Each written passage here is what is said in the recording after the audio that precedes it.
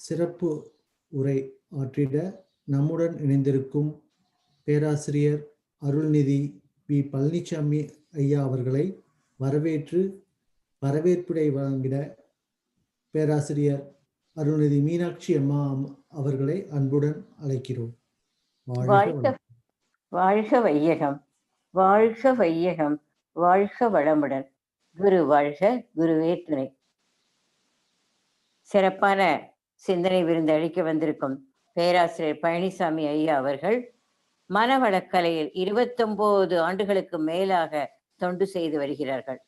State bank of இந்தியாவில் 35 ஆண்டுகளாக அவர்கள் பணிபுரிந்துள்ளார்கள். அவர்கள் எழுதிய நூல்கள் எண்ணில் அடங்கா. ஆனாலும் நேரம் கருதி ஒரு சில புத்தகங்களை சொல்ல விரும்புகிறோம். திருக்குறள், வேதாத்திரிய விளக்கம், மனிதனின் மறுபக்கம் முதலியன. இது தவிர யூடியூபில் வேதாத்திரிய கருத்துக்களை எடுத்து உரைத்து தொண்டாற்றி வருகிறார்கள். இறை தத்துவத்தில் ஆழ்ந்த அனுபவம் அவர்களுக்கு உண்டு. ஐயா அவர்களை சிக்காகோ மன்றம் வருக வருக என வரவேற்கிறது. ஐயா அவர்களின் மேலான கருத்துக்களை எடுத்துரைக்க சிக்காகோ மன்றம் அன்புடன் அழைக்கிறது. அடுத்த நிகழ்வு 7:30 மணிக்கு இருப்பதனால் தங்களுடைய சிந்தனை விருந்து 7:25 மணிக்கு நிறைவு செய்து கொள்ளுமாறு இந்த மன்றம் பணிவுடன் கேட்டுக்கொள்கிறது. ஐயா அவர்கள் வாழ்க வளமுடன், வாழ்க வளமுடன். வாழ்க வளமுடன். வாழ்க வையகம், வாழ்க வையகம், வாழ்க வளமுடன். குரு வாழ்க, குருவே துணை. சிந்தனையை, உடல் நலத்தை சீரமைத்து உய்வித்த குருவே வாழ்க, வாழ்க வளமுடன். சான்ற பெருமக்களே, உங்கள் அனைவரையும் அருட்தந்தை வேதாத்தி மகரிஷி அவரின் சார்பாக வாழ்க வளமுடன் என்று வாழ்த்துவதிலே மகிழ்ச்சியும் நிறைவும் பெறுகின்றோம்.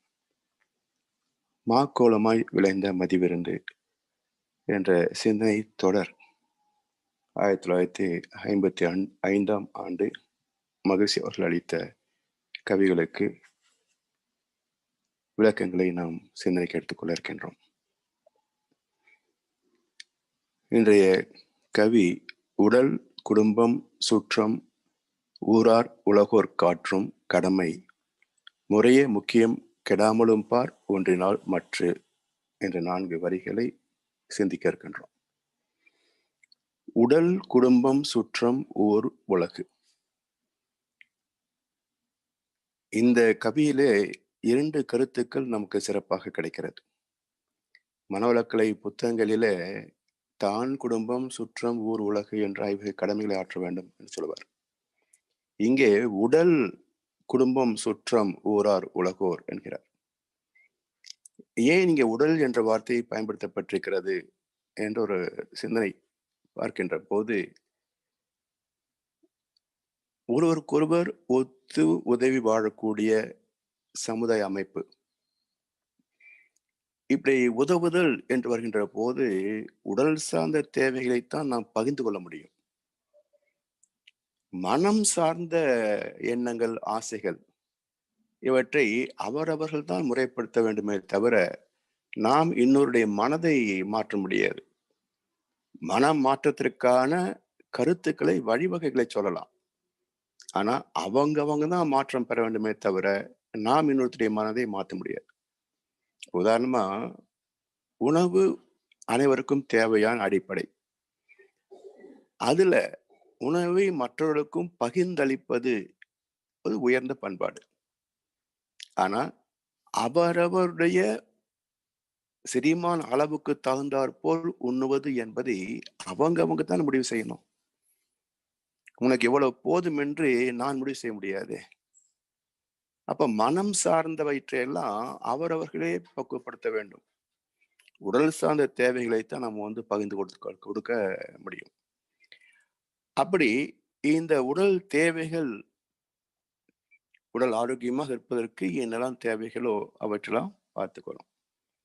ஒவ்வொரு தனி மனிதனுக்கும் வாழ்க்கை வளப்படிகள் என்று 5 நிலைகள் உண்டு.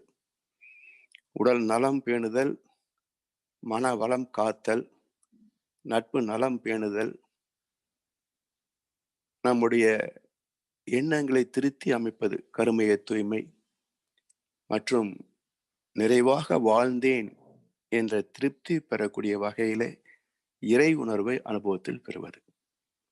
இந்த 5 படித்தளங்களிலே ஒருவன் வாழ்ந்தால்தான் இந்த பூமியை விட்டு பிரிகின்ற போது நாம் நிறைவாக வாழ்ந்தோம் என்ற மன நிறைவோடு பிரிய முடியும். இந்த பூமிக்கு நன்றி சொல்லி புறப்பட வேண்டும் சொல்லுவார்களே, அது போல இதுவரைக்கும் வாழ்ந்த இந்த பூமிக்கு நன்றி சொல்லி போகக்கூடிய அளவுக்கு மனம் பக்குவம் அடையும். இந்த 5 படித்தளங்களிலே குறை இருந்தது என்றால் அது குறையாகத்தான் இருக்கும், மனக்குறையாகத்தான் இருக்கும். அது நிறைந்த வாழ்க்கை என்று சொல்ல முடியாது. எனவே உடல் மனம் சார்ந்த வாழ்க்கை, உடல் சார்ந்த தேவைகளோ மற்றவர்களின் சார்ந்தது, ஆனா மனம் சார்ந்ததோ நம்மை மட்டுமே சார்ந்தது. அப்ப மனதை பக்குவப்படுத்திக் கொள்ள வேண்டும். Accept as it is whatever comes. எது நிகழ்கிறதோ, எது வருகிறதோ அதை அப்படியே ஏற்றுக்கொள்ளக்கூடிய மன பக்குவத்தை பெற வேண்டும்.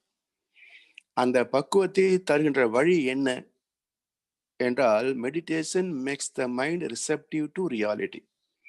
யதார்த்த வாழ்க்கையை ஏற்றுக்கொள்ளக்கூடிய மன பக்குவத்தை கொடுப்பது தவம். எனவே இந்த வாழ்க்கை தனி மனிதனிலே துவங்குகிறது. அதனுடைய விரிவு என்ன என்றால், மனிதன் குடும்பத்தை சார்ந்துதான் வாழ்கின்றோம். அப்ப குடும்ப அமைப்பிலே 3 வகை இருக்கும். இல்வாழ்வான் என்பான் இயல்புடைய மூவருக்கும் நல்லாற்றி நின்ற துணை என்று வள்ளுவர் பெருந்தகை சொல்வார். ஒரு குடும்பஸ்தன் என்று சொன்னால் இயல்புடைய மூவருக்கும் நல் ஆற்றி நின்ற துணை. அந்த இயல்புடைய மூவர் யார் என்றால், தாய் தந்தை முதல் நிலை, தான் வாழ்க்கை துணை 2ஆம் நிலை, தமக்கு பிறக்கின்ற சந்ததிகள் 3ஆம் நிலை. அப்ப இந்த 3 நிலையில் உள்ளவர்களுக்கும் நல் ஆற்றி நின்ற துணை, அவருடைய தேவைகளை நிறைவு செய்து கொடுத்து அவருடைய மன பக்குவத்திற்கான வழிவகைகளை காட்டி எல்லோரையும் அன்பு காட்டி அரவணைத்து வாழக்கூடிய பொறுப்பு அது குடும்பத்தை சார்ந்தது. இப்படி ஒவ்வொரு குடும்பமும் சேர்ந்தது சமுதாயம். அப்போ அதுல நெருங்கிய தொடர்புடையது, ரத்த தொடர்புடையதாக இருக்கலாம், அல்லது கொஞ்சம் தூரத்து உறவாக இருக்கலாம், அல்லது நம்முடைய தினசரி கடமைகளோடு இணைந்திருக்கக்கூடியவர்களாக இருக்கலாம். அதை உறவும் நட்பும் என்று சொல்கின்றோம். அப்போ அவர்களும் இதே வகையிலே பயன்பெறக்கூடிய வகையிலே வழிகாட்டுதல், அடுத்து சமுதாயம், ஊர், பிறகு இந்த உலகம். இப்படி 5 வகையிலையும் ஒரு மனிதனுடைய வாழ்க்கை கடமைகள் அமைந்திருக்கின்றன. அந்த கடமை என்ற வார்த்தைக்கு பொருள் கடன் என்று சொல்வார் மகரிஷி. Due to the society is named as duty என்று சொல்வார்கள். காரணம் என்ன என்றால், விலங்குகளைப் போல உடல் சார்ந்த வாழ்க்கை மட்டுமே இல்லை மனிதனுக்கு. இயற்கையில் எது கிடைக்கிறதோ அதை அப்படியே தூய்க்கின்ற இயல்பு உள்ளவன் அல்ல மனிதன். மன சார்ந்த உணர்வுகளுக்கும் மதிப்பளிக்க வேண்டிய நிலையிலே 6வது அறிவு என்ற பகுத்தறிவின் திறத்தோடு பரிணமித்தவன் இந்த மனிதன். எனவே எல்லா வகையிலேயும் நிறைவாக வாழ வேண்டும் என்றால் பலருடைய உழைப்பு ஒரு மனிதனுக்கு தேவையாகும். அது கவிஞர் வாலி சொல்வார், உனக்கொரு பங்கும் எனக்கொரு பங்கும் உலகில் நிச்சயம் உண்டு. ஒவ்வொரு மனிதன் உழைப்பினாலும் உலகம் செழிப்பதுண்டு. அப்ப நம்முடைய தேவைகள் சமுதாயத்திலிருந்து பெறுகிறோம். சமுதாயத்தின் தேவைகளுக்கு நம்மால் என்ன முடியுமோ அதை ஆற்றுகின்றோம். அப்போ இந்த சமுதாயமே ஒரு வங்கியை போலதான். மிகுதி உள்ளவர்கள் அதில் செலுத்துகிறார்கள், தேவை உள்ளவர்கள் அதை பெற்றுக் கொள்கிறார்கள். அது போல இந்த கொடுப்பதிலும் எடுப்பதிலும் உள்ள கணக்கு என்ன ஏன்னா, இன்றைக்குள்ள சமுதாய அமைப்பை பார்க்கின்ற போது எல்லா வளங்களும் நிறைவாகத்தான் இருக்கின்றன உலகில.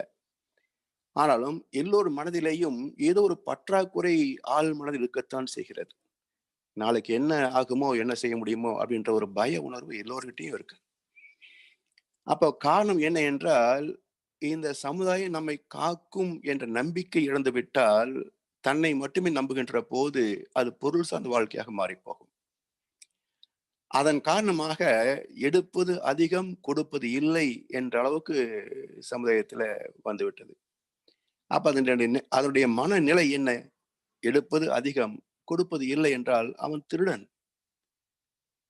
எடுப்பது அதிகம், கொடுப்பது குறைவு என்றால் அவன் கடன்காரன். எடுத்தும் கொடுத்தும் வாழ்பவனே மனிதன். எடுப்பது குறைவு, கொடுப்பது அதிகம் என்றால் அவன் கர்ணன். எடுப்பதே இல்லை, கொடுப்பது மட்டுமே என்றால் அவன் இறைவன். இப்படி ஒரு மனிதனுடைய வாழ்க்கை மற்றவரோடு பகிர்ந்து உண்டு வாழ்கின்ற நிலையைத்தான் கடமை என்று சொல்கின்றோம். அந்த கடமை ஆற்றுகின்ற வாழ்க்கையில இந்த 5 நிலைகளையும் போற்றி பார்க்கணும் என்பது ஒரு கருத்து.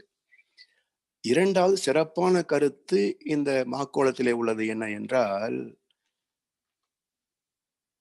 முறையே முக்கியம் கெடாமலும் பார் ஒன்றினால் மற்று. 5 முக்கியம்தான். ஆனா ஒன்றினால் மற்றொன்று கெடாமல் பார் என்று ஒரு எச்சரிக்கை இதுல இருக்கிறது. அது எவ்வளவு அர்த்தம் உள்ளதுன்னு பாருங்க. 5 வகை கடமைகளை ஆற்ற வேண்டும் என்று முதல் அறிவித்த மகான் வள்ளுவ பெருந்தகை. தென்புலத்தார் தெய்வம் விருந்து ஒக்கல் தான் என்று ஆங்கு ஐம்புலத்து 6 ஓம்பல் தலை. ஐம்புலத்து 6 என்றால் தொடர் இயக்கம். இந்த கடமைக்கு முடிவு எப்போ என்றால் உயிர் பிரிகின்ற வரைக்கும் கடமை உண்டு. எனவே தொடர்ந்து இயங்குகின்ற 6 என்று பொருள். ஐம்புலத்து 6 ஓம்பல் தலை என்று சொல்றார். அதை மகிழ்ச்சி அவர்கள் இந்த 5 கடமை செய்யணும். அப்படி செய்கின்ற போது ஒன்றினால் மற்றொன்று கெடாமல் பார் என்று எச்சரிக்கிறார். காரணம் என்ன அப்படின்னா, சில குடும்பங்களை பார்க்கலாம். தன்னை பார்த்து கொள்வதில் மிக மிக மிக மிக அக்கறை உண்டு. ரொம்ப பர்ஃபெக்டா பார்ப்பாங்க. ஆனா அதற்கான பொருள் தேவைகள், வாழ்க்கை வசதிகள் என்றெல்லாம் பார்க்கிற போது அது மற்றவருடைய தேவைகளையும் கவனிக்க முடியாத நிலைக்கு போகும். அப்போ என்னை நன்றாக பார்த்து கொள்ள வேண்டும் என்று அத்தனை வளங்களையும் எனக்கே என்று எடுத்துக்கொண்டால் மற்றவருக்கு அது பற்றாக்குறையாகும். சரி, குடும்பத்துக்காக நான் மாடா உழைக்கிறேன் என்று இரவு பகல் பாராமல், பசி தூக்கத்தை பாராமல் உழைத்தால் என்ன விளைவு வரும்? ஒரு கட்டத்தில் உடல் கெட்டு போய் நோய்வாய்ப்பட்டுவிடும். அப்போ குடும்பத்திற்கு உழைக்க முடியாது. நம்மை கவனிப்பதற்கு குடும்பத்தார் கவனம் எடுத்துக்கொள்ள வேண்டிய அவசியம் வந்துவிடும். அப்ப அங்கே கெட்டு போகும். என குடும்பத்திற்காக உழைக்கிறேன் என்று தன்னை கெடுத்துக் கொள்ளக்கூடாது. சுற்றம் நட்பு அவசியம்தான் மனித வாழ்க்கைக்கு. ஆனா எந்த அளவுக்கு அதை பயன் கொள்ள வேண்டும்?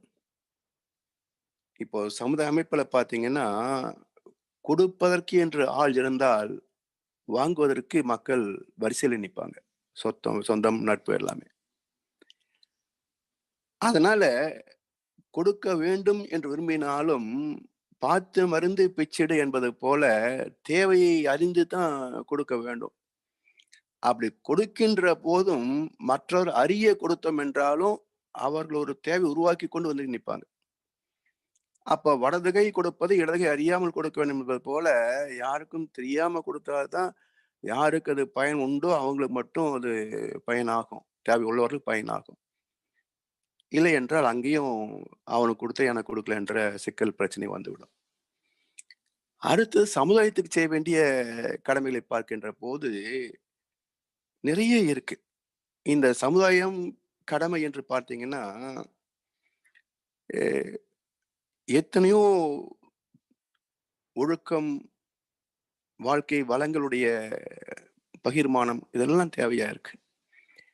அதைத்தான் பண்பாடு என்று நம்முடைய முன்னோர்கள் வகுத்து வைத்தார்கள். கூட்டுறவு எல்லாம் சேர்ந்து இணைந்து ஒரு தொழில் செய்வது, அதில் வரக்கூடிய பலன்களை அவரவர்கள் பகிர்ந்து கொள்வது என்ற வகையிலே சமுதாய அமைப்பு இருக்க வேண்டும். அந்த அமைப்பை, இந்த பொறுப்பை எடுத்துக்கொண்டவர்களை 3 துறையாக பிரித்து பேசப்படுகிறது. மகரிஷி சொல்லுவாங்க, வாழ்க்கை தேவைகளை நிறைவு செய்வதற்கு அதற்கு ஒழுங்கு அமைப்பு, சட்டம் ஒழுங்கு வேணும். அந்த அமைப்பை அரசியல் என்று சொல்லி அதற்கு ஒரு தலைமை, ஒரு கூட்டம், அரசியல் என்று அமைப்பு இருக்கிறது. அதே போல வாழ்க்கை தேவைகளை நிறைவு செய்யணும் அப்படின்ற போது இயற்கை வளங்களை வாழ்க்கை வசதிகளாக உருமாற்றி, தரம் மாற்றி, அழகுபடுத்துகின்ற தொழில்துறை ஒரு பக்கம். அப்படி உற்பத்தியான பொருட்களை உலகம் முழுவதும் பரப்புவது என்பது மறுபக்கம்.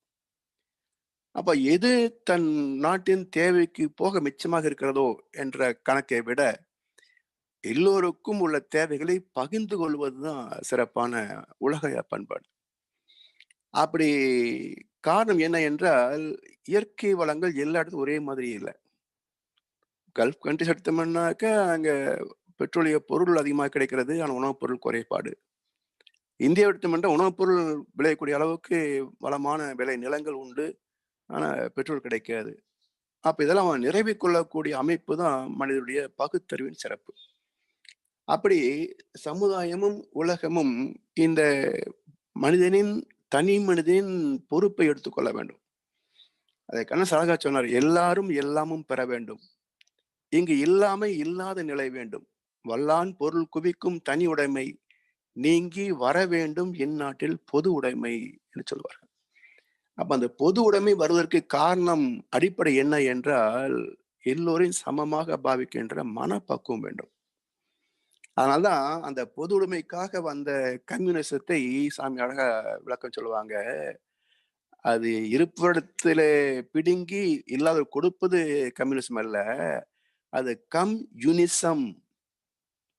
வாருங்கள் ஒன்றுபடுவோம், கம் யூனிசம் என்று பொருள். அப்ப எல்லோருமே இணைந்து ஒன்றுபட்டு விட்டால் மனிதனே பொது உடைமையாகி விடுகின்றான். மனிதன் பொது உடைமையாகிவிட்டால் அவனுடைய உடைமைகள் தானாகவே பொது உடைமையாகிவிடும்.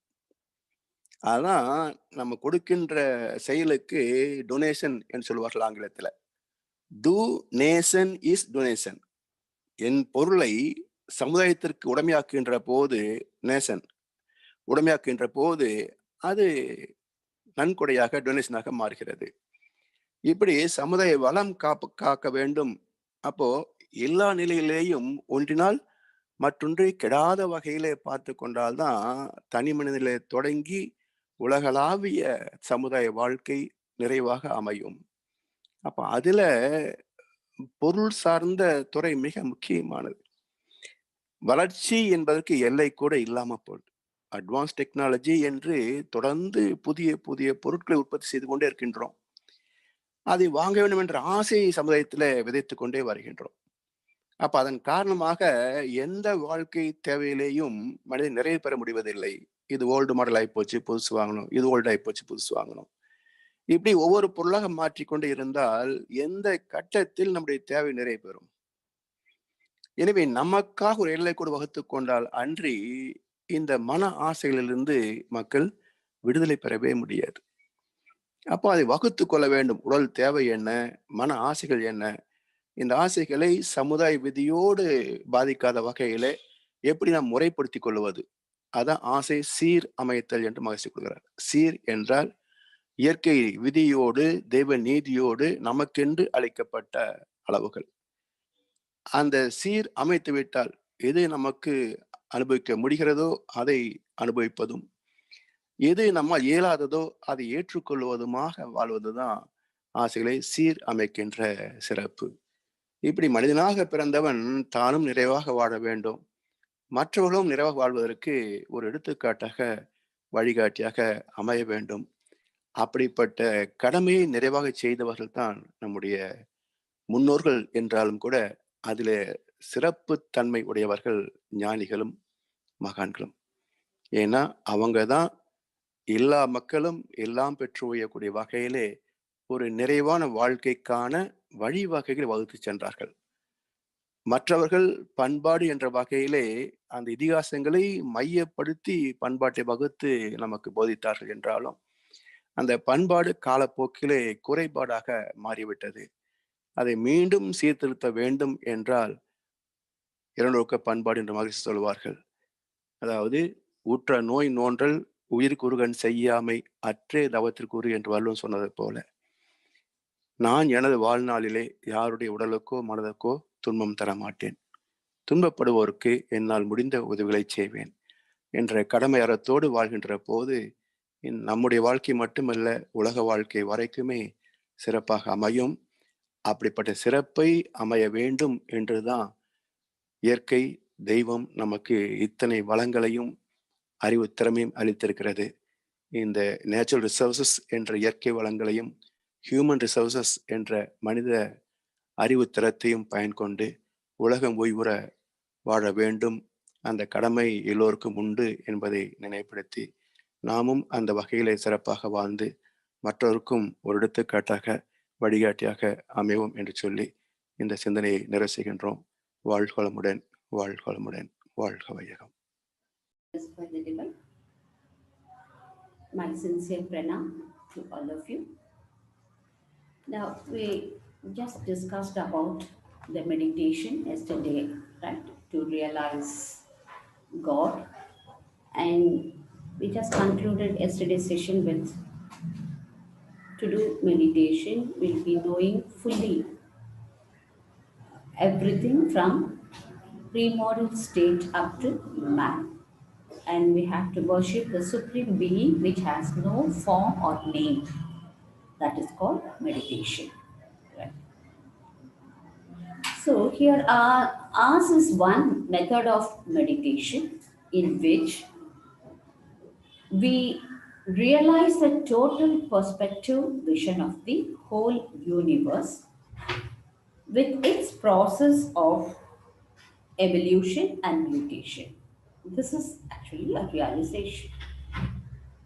Once or twice or few times in a day, if we do the same meditation, our consciousness or our genetic center gets some imprint as a result, nil imprint. Whatever may be the imprint in our consciousness, that will again and again reflect several million times. See, like what we think will come again and again, right? The same way.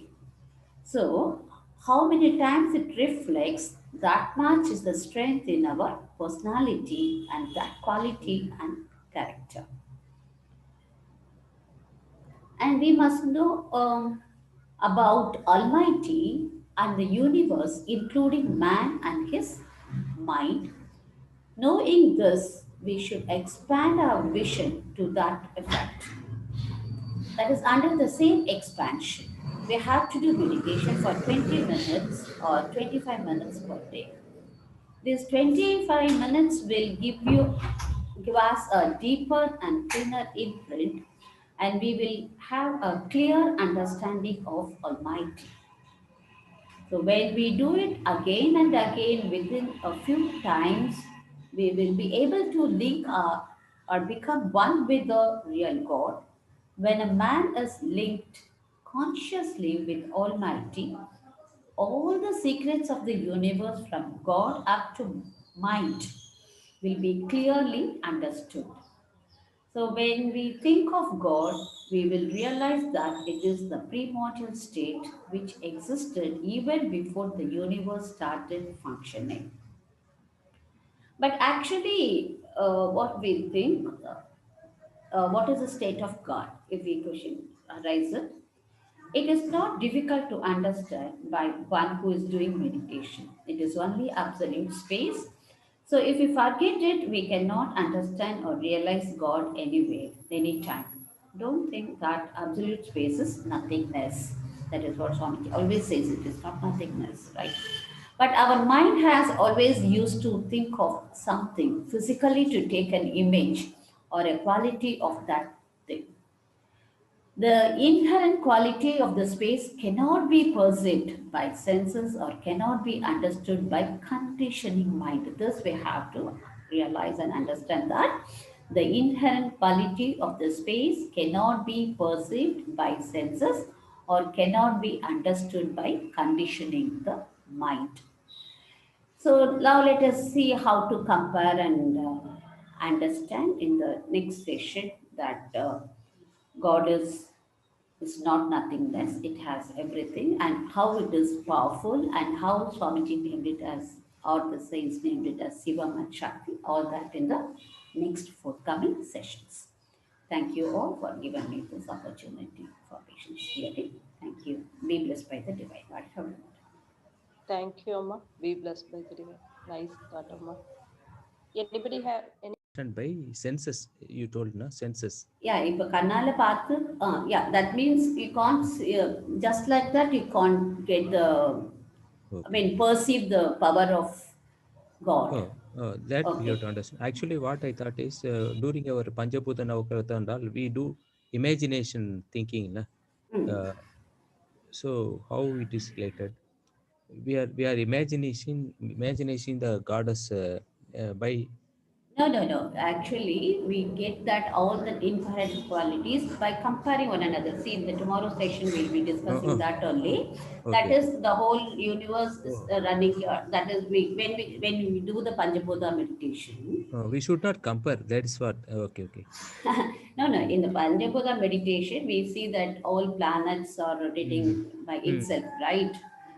And they maintain, the planet has millions of tons of weight, and Yes, every planet is having its own self rotation and Yes. are coming around other planets or stars in the respective orbit, we can say, perfectly without any delay, without missing any, without okay. any confusion. Okay. Right. Understood. Okay. So the whole world universe is going on like that. Not only the solar system, the whole universe is moving on like that. Okay. So We are seeing the regularity, everything in the universe. Okay. yeah, so the power has to be assumed by us only by thinking or realizing that God is absolute space and it is persuasive. That is, it is holding everything. Okay, Right? understood. The whole universe is held by that. Okay. Yeah. Thank you very much, ma. Thank you. Okay. Thank you, sir. Be blessed by the divine. Welcome. Thank you, Amma. Thank you, Ayya. Let us conclude this session with blessings for the world.